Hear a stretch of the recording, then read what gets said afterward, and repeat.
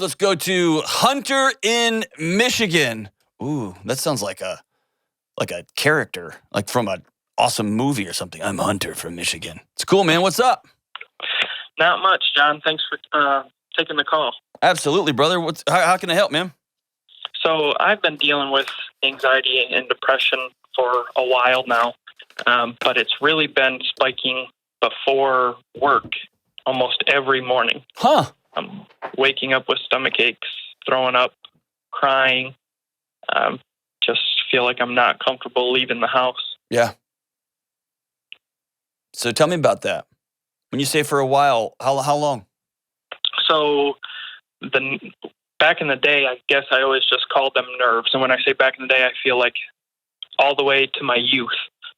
Playing sports, I always used to throw up before the games because I was just so nervous. I just said it was nerves. And then I left high school where I felt very comfortable and moved to college. That was a community college not far from my home. And it was the biggest change. And that's when everything hit. And when I actually had to go to a doctor and try and figure something out. So, man, what's your journey been like with the doctors? Once I was diagnosed that freshman year of college, they put me on a medication. Everything kind of started to get better. I ended up finishing college, and then COVID hit, and it was last year, Christmas time, I hit rock bottom. There you go. I was just talking about in that last segment about, we all started buzzing, right? Mm-hmm. Huh. Yep. Man. So how old are you now? I just turned 24. So if you could paint a picture of what you want your life to look like, give me some descriptions of that. What would that look like?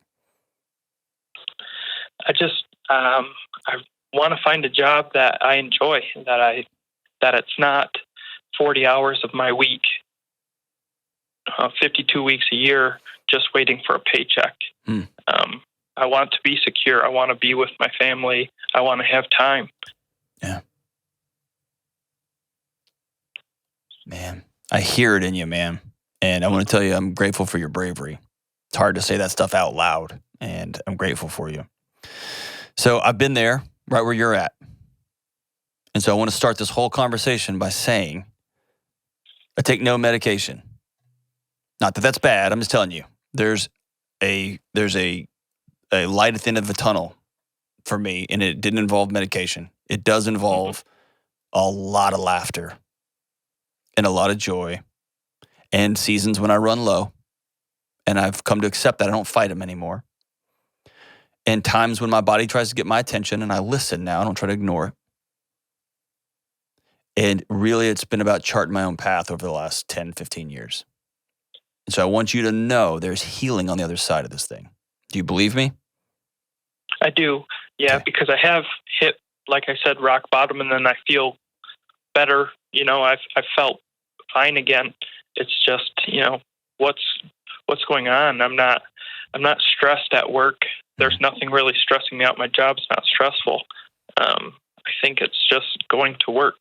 Yeah. I might, on average, say 3 or 4 sentences a day, like good morning, good night. That's really it. So all day. You may have heard me in the last segment. One of the things, anxiety is an alarm system, right? That just lets us know that we're not safe and that we're not connected, or we are not in a situation where we have any control.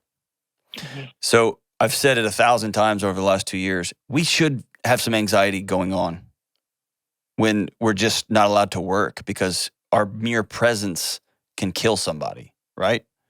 Right. Or when we think that we're being lied to or cheat, whatever the thing happens to be, So some of that anxiousness is normal. It's our body trying to get our attention, being like, whoa, we don't have any control here, guys. And so I've made peace with that. I appreciate my body trying to keep me safe and get my attention. The 2 things you've mentioned, one is community college, leaving high school and going to community college, and then the other is getting dropped into a job where you say 5 or 6 sentences a day. Mm-hmm. Where is your human interaction, your human connection these days? Where is your friends? Working. They work, same thing I do Monday through Friday, and then I go home and I'm with my fiance, and I mean that's the interaction I get pretty much during the day. I go home and see her, might see some of my family members. They all live pretty close, but if I see my friends, it's most likely on the weekend. So the first thing I want you to do is to make that numero uno priority. I mean, you and I are talking for 3 minutes on the radio, right? So I'm spitballing here. Right. But my hunch tells me that your body senses it has lost its tribe. Mm-hmm. And if you can imagine 10,000 years ago, you woke up on the plains of southern Michigan and your tribe had left you, you were probably going to die. And your body would sound every alarm it had to reconnect you with other people. Get up now, run now, and find your tribe. Mm-hmm. And your body's telling you you're not safe because you don't have anybody. Can I ask you a hard question? Yeah, absolutely. Shoot. So when I was really crippled with anxiety, mm-hmm. I liked the feeling of alertness. I liked the feeling of always being in the know, of being ahead of the crowd, if you will. And Mm-hmm. over time, I got chemically addicted to that feeling of always buzzing. Mm-hmm. My body associated rest with not being on guard. So rest wasn't a safe place for me. Rest was a distressing place for me.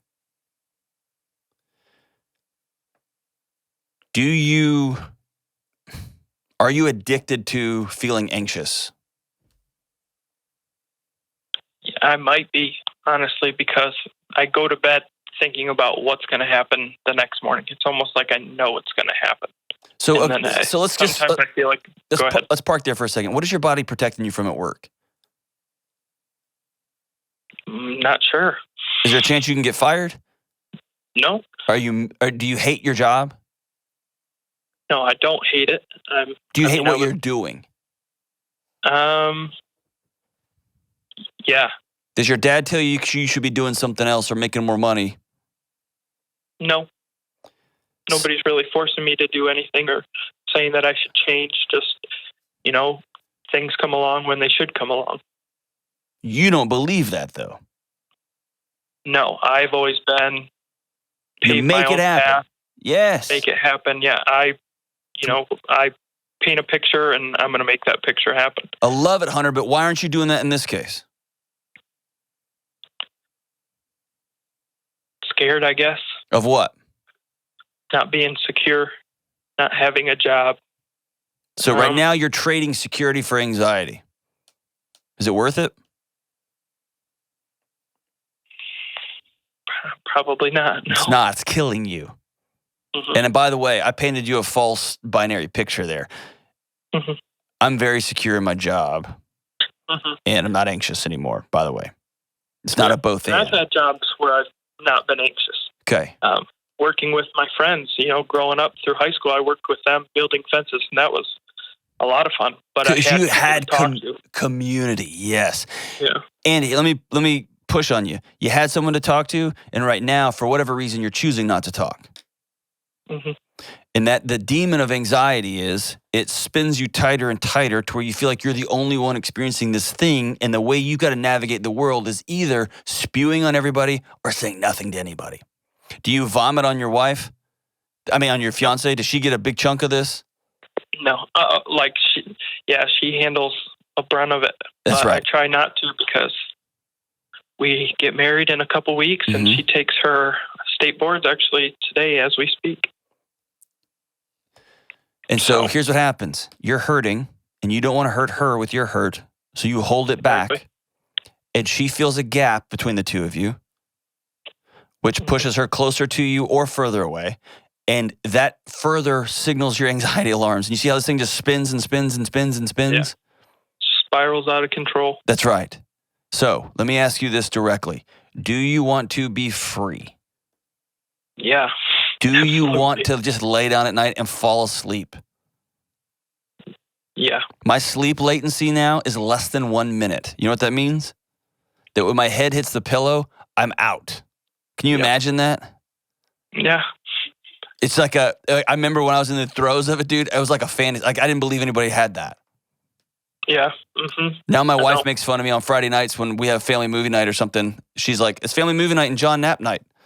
Because I can sleep anywhere now. It's incredible. Yeah. Do you want that? I do. Okay. And I think a lot of it, John, stems from the job, because I've always said in school that you're always taught, what are you passionate about? What do you love to do? Mm-hmm. Try and find a job to make money that way. Well, I loved money, and that's what kind of drew me to the Ramsey podcast and you and how I even know about this show. But I feel like I don't know what I'm passionate about or how to get a job like that to make myself happier. So I want you to hang on the line. I'm going to get you two things. They're going to be my gift to you. I'm going to give you my friend Ken Coleman's book, From Paycheck to Purpose, and I'm going to give you his career assessment too. Okay? That would be amazing. And my friend Pat Lencioni, do you know that name? I do not. He's one of the greatest executive coaches on planet Earth. He runs an extraordinary consulting group, one of the most highly respected men in the industry. He has a Working Genius instrument that you can get for 25% off. If you go to patlencioni.com/Delony, Delony, and it's like $10 or $18 or something like that. I want you to do that too. Okay? I can do that, yeah. And so those are a couple things I'm just going to give you out of the gate. Do you have a pen? I do. Okay, so I want you to write this stuff down. This is 30 days. Mm-hmm. Number 1, do not stop taking your medication. Are you still on now? Yep. Okay, good. Number 2, no caffeine. Cut it out. Yep. Okay, are you already there? Yeah. So you don't have any caffeine in your life? No. Oh, sweet. Cut your sugar way down. You already there? I could do better. Not me, dude. I'm perfect. Just kidding. Mm-hmm. I'd snort sugar off the counter with a straw if I could. All right, what is your trigger besides work? When I'm not in control. What does that feel like? Panicked. Like I don't know what's going to happen, or when I don't know what's coming up next, because again, I'm not in control. Describe your body feeling to me. Stomach aches, overwhelmed. Yeah, you get that warm feeling in your stomach that drops? Yeah. Oh, yeah. And then your chest tightens way up? Mm-hmm. When that happens, I want you to have a note card with you that you keep at all times. Okay? Okay. And I want you to stop and write down. You may have to pull over for 30 days. Okay? This is that important. Don't wait until you get somewhere. Stop. If you're walking, if you're at work, you're in the middle of a phone call, say, hey, let me put you on hold and I'll call you right back. Mm-hmm. And I want you to write down right then, what am I not in control of? Whatever it is. Like you just thought about the weather and you're like, oh my gosh, it could be snowing and then ice and then I'm not gonna be able to get up my driveway and that your body takes over. I want you to stop, pull out that note card and say, I cannot control the weather. I will be safe driving home, period. And here's what we're doing. When your body goes limbic, when it sets off the anxiety alarms, it literally disconnects part of your frontal lobe. And again, I'm making this as easy as possible. It trades it trades speed for accuracy. It just starts spinning out all these different, and what you're doing when you pull out this note card is you are bringing your thinking brain back online. Mm-hmm. Okay? And here, this is a magic word. Write this down and circle it and put stars by it. You're going to practice. You're just teaching your body a new way to respond. Okay. I got so anxious of the anxiety coming. Mm-hmm. And then I stopped doing things that might be fun or exciting or a little bit nerve-wracking because I got scared of the anxious response. I feel that 100%. Okay? Mm-hmm. I want you to begin to lean into those things and just note when your body takes off on you. And then here's a magic sentence to say. Oh, man, thank you for trying to take care of me. I'm good. You're right. I can't control the stock market or inflation. I can't. I can't. And it will still do its thing for a season. And in my experience, after working with tons of people, over time, your body begins to go, oh, he's in control of this thing. Okay? Mm-hmm. Yep. I want you to be militant about a sleep routine. Mm-hmm. That means 2 hours before you go to bed, turn all the screens off, or an hour before you go to bed, turn all the screens off. Read fiction, not drama books or not science books, okay? Mm-hmm. Go to the library and get some just cheesy fiction. Okay. Okay? I want you to give your brain a break in the evenings. And then this is the big one. 4 times a day.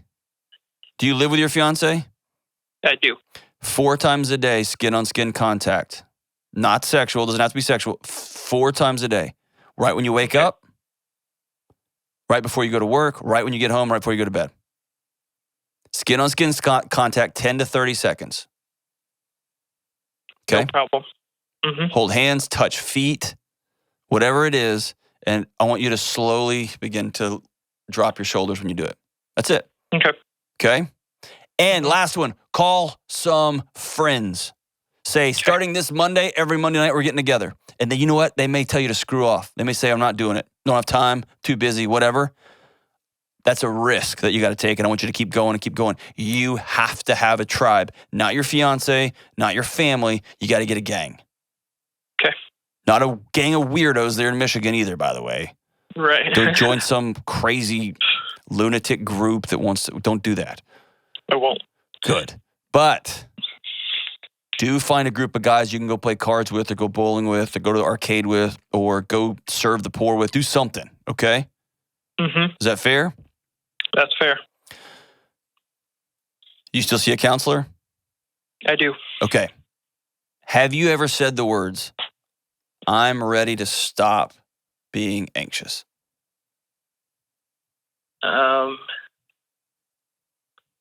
I mean, I feel like I've said, yeah, I want this to end. There you go. That's the difference. To stop. There you go. So when you say, I want this to end, I want to feel better, I want to not be anxious anymore, our language is saying this is a thing that's happening to us. When I take ownership and I say, I'm ready to stop being so anxious all the time. Now I'm going to do things about my thoughts. I'm going to begin to change my thoughts. I'm going to do things about my actions. I'm going to change my actions. And I'm going to live into a life that is intentionally less anxious. And I'm going to have to learn a new way of living because I'm not going to be electrified all the time. And let me tell you, your body needs to be on guard because you're not in control. And I got to control. Mm-hmm. Dude, I'm telling you, on the other side of that, the peace from not trying to control everything is unbelievable. It's unbelievable. And this is the pot talking to the kettle. Give yourself the opportunity to live a life of peace. All right. Your body can spin itself up when it needs to and get a new job. I don't say that flippantly. You got to find a place to work, right? You know that? Yeah. You do. You know. So I'm going to hook you up with Ken Coleman stuff and with Pat Lencioni stuff. I want you to check out where you want to be, where you need to be, and then Ken's book walks you through the steps on how to get there. And I want you to go make it happen. Cool? Thank you very much. Brother, there is peace and healing on the other end of this. There's a light at the end of that tunnel, my man. There is.